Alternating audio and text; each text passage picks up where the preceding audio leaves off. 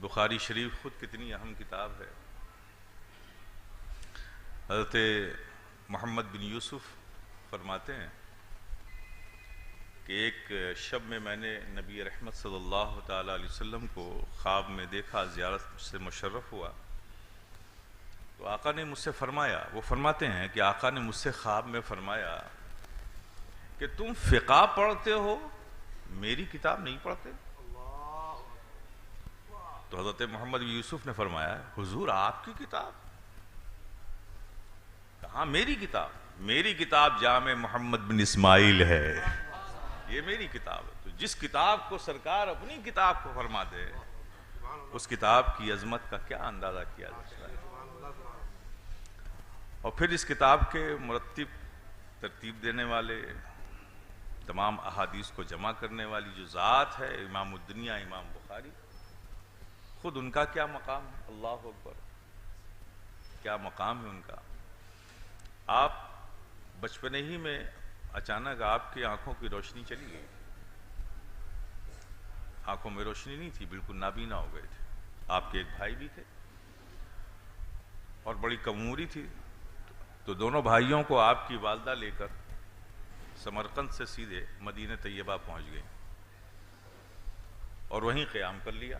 اور ان کا معمول تھا روز آپ کو لے کر روضہ انور پر حاضر ہوتی تھی اور دعا کے لیے ہاتھ اٹھا کر رسول رحمت کی بارگاہ میں التجائیں کرتی تھی۔ ان کا یقین اس قدر تھا کہ اللہ کے پیارے حبیب نے توجہ فرمائی اور اللہ نے ان پر فضل فرمایا تو ان کی آنکھوں کی روشنی واپس آ گئی۔ روشنی چلی گئی، روشنی واپس آئی۔ تو اب یہ کہہ سکتے ہیں کہ یہ روشنی جو آنکھوں میں آئی ہے، یہ دنیا دیکھنے کے لیے نہیں ہے، بلکہ نبی کے ہر ہر انداز کو، ہر ہر اقوال کو، ہر ہر بات کو جہاں جہاں محفوظ ہے اسے دیکھ دیکھ کر کتاب میں جمع کرنے کے لیے روشنی اللہ نے عطا فرمائی۔ آپ دیکھیں، تصور کریں، اور کمال کا احتیاط ہے بخاری شریف کی جو مقبولیت ہے، وہ امام بخاری کا جو احتیاط ہے احادیث کو جمع کرنے میں۔ کوئی بھی آپ کو خبر ملتی کہ فلاں کے پاس نبی کی حدیث ہے، میلوں سفر کرتے اور وہاں جاتے تو پہلے اس سے حدیث لینے سے پہلے اس کا انداز دیکھتے، اس کے معمولات دیکھتے، اس کے عادت و اعتبار دیکھتے۔ یہ ساری چیزیں بند کر دو بیٹا، بند کر دو، اس کو بند کر دو، اس کو بند کر دو، اس کو بند کر دو۔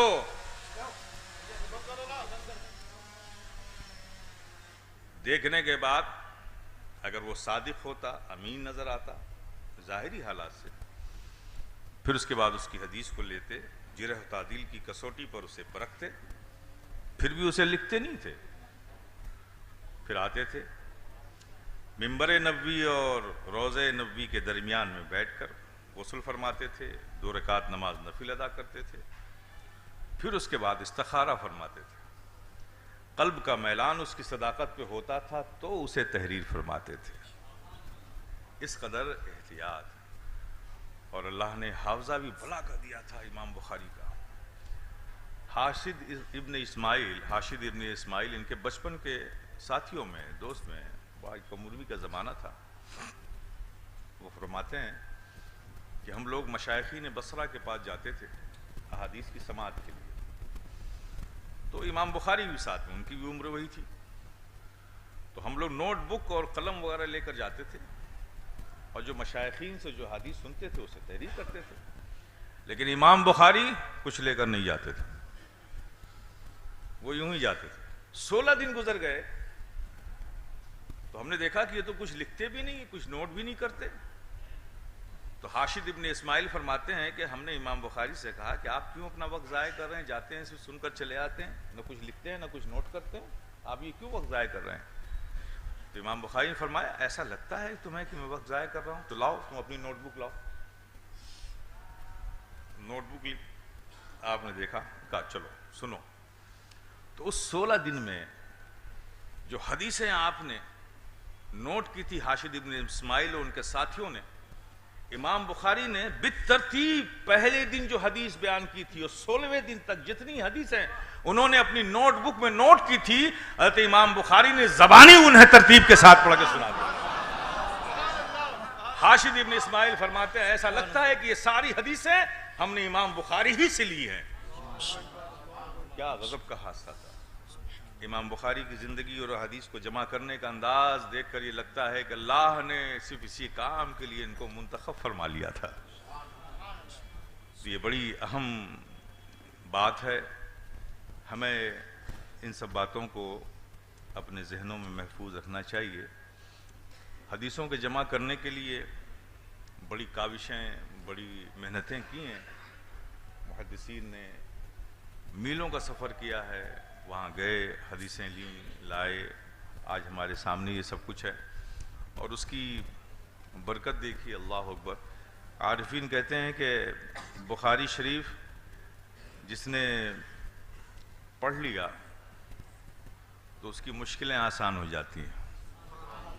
جس کشتی میں بخاری شریف رکھی ہوگی، عارفین فرماتے ہیں وہ کشتی کبھی بھی ڈوبے گی نہیں، ہلاک نہیں ہوگی۔ یہ مقام ہے۔ اور خود امام بخاری کا مقام دیکھیے، بڑا مشہور واقعہ ہے کہ جب آپ کا وصال ہوا، آپ نے پردہ فرمایا، آپ کی تدفین ہوئی، تو جو قبر پر مٹیاں ڈالی گئیں وہ برسوں مشک و عنبر سے معطر ہو کر مہکتی رہی، خوشبو دیتی تھی۔ اب حال یہ ہو گیا کہ لوگ جو بازاروں میں عطر ملتا تھا اس کو نہیں لگاتے تھے، بلکہ دور دراز سے آ کے امام بخاری کی تربت پاک کی مٹی گھروں میں لے جاتے تھے اور وہاں رکھتے تھے، کسی بھی شیشے میں برتن میں رکھ لیا، پورا گھر مہکتا تھا۔ حضرت امام بخاری آپ تصور کے 10 سال کی عمر میں، 10 سال، آپ کی عمر کیا ہے؟ 10 ایئرس اس وقت عمر تھی، 10 ایئرس کی عمر میں 16,000 حدیثیں آپ کو یاد تھیں۔ کیا یہ انسانی فطرت کی مطابقت کرتی ہوئی یہ بات ہے؟ 10 سال کی عمر کیا ہوتی ہے؟ بچپنا ہوتا ہے، ذہن میں یکسوئی نہیں ہوتی۔ اس عمر کے بچوں کا ذہن کبھی کسی طرف کبھی کسی طرف ہوتا ہے، لیکن اس عمر میں 16,000 حدیثیں یاد کرنا امام بخاری کا، ظاہر ہے کہ انسان کی فطرت کے کچھ خلاف ضرور ہے، لیکن پیارے، میں سمجھتا ہوں کہ یہ امام بخاری کا عشق ہی تھا۔ یہ کام جو ان کو نبی سے عشق تھا، جو عشقی قلبی اور حبی تعلق امام بخاری کا بچپنے میں نبی سے قائم ہو گیا تھا، یہ عشق کا کمال ہے کہ اپنی اس عمر میں بھی انہوں نے نبی کی 16,000 حدیثیں اپنے ذہن میں محفوظ کر لی۔ اب تربت پاک کی مٹی کا مہکنا اس بات کی دلیل ہے، کیا اس مٹی میں خوشبو تھی؟ یہ مٹی تو روئے زمین پر پہلے بھی تھی، امام بخاری کے دفن کیے جانے سے پہلے بھی تھی، لیکن نہیں مہکی۔ آخر کیا بات ہے کہ امام بخاری اس زمین کی آغوش میں گئے تو اس کا قرب و جوار مہکنے لگا، اس لیے کہ جس کے سینے عشق رسول کے مدینے ہوتے ہیں اس سے جو مہک نکلتی ہے وہ مشک و عنبر ہی کی مہک ہوا کرتی ہے۔